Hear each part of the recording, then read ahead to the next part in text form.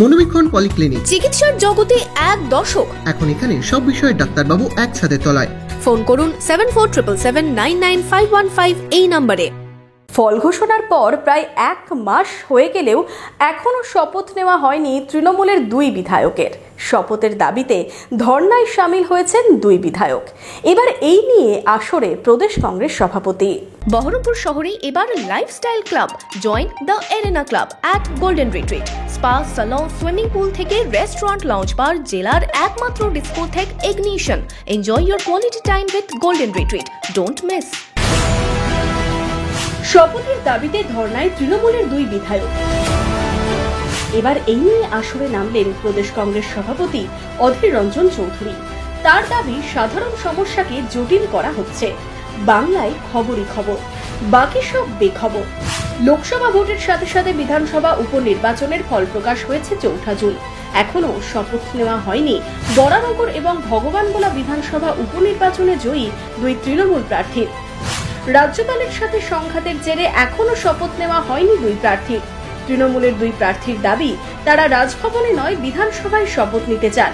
আর এই নিয়েই 1 সপ্তাহ ধরে চলছে চাপানুতো। গত বুধবার থেকে কখনো বিধানসভার সিঁড়িতে, কখনো আবার আম্বেদকর মূর্তির পাদদেশে ধর্নায় বসতে দেখা গিয়েছে সায়ন্তিকা বন্দ্যোপাধ্যায় ও রেয়াত হোসেন সরকারকে। মঙ্গলবার ফের দুজনেই শপথের দাবিতে ধর্নায় বসলেন বিধানসভার আম্বেদকর মূর্তির সামনে। যদিও এই নিয়ে এবার আসরে নামলেন অধীর চৌধুরী। তার দাবি, এগুলো ইগোর লড়াই। দিদি বড় না রাজ্যপাল বড়, রাজ্যপাল বড় না রাজ্য বড়, উভয়ই একটা আলোচনা করলে সমস্যা মিটে যায়। এটা খুব সামান্য, এগুলো ইগোর লড়াই, অহমিকার লড়াই। দিদি বড় না দাদা রাজ্যপাল বড়, রাজ্যপাল বড় না রাজ্য বড়, উভয় একটা সমঝোতা করলে এখনই মিটে যায়। এটা উভয়ের মধ্যে অহমিকার লড়াই, ক্ল্যাশ অফ ইগো, আর কিছু না। রাজ্যপাল বলছে আমি তোমার থেকে বড়, রাজ্য বলছে আমি তোমার থেকে বড়, হাম কিসি সে কম নাই। এ তু মাই মাই চলছে।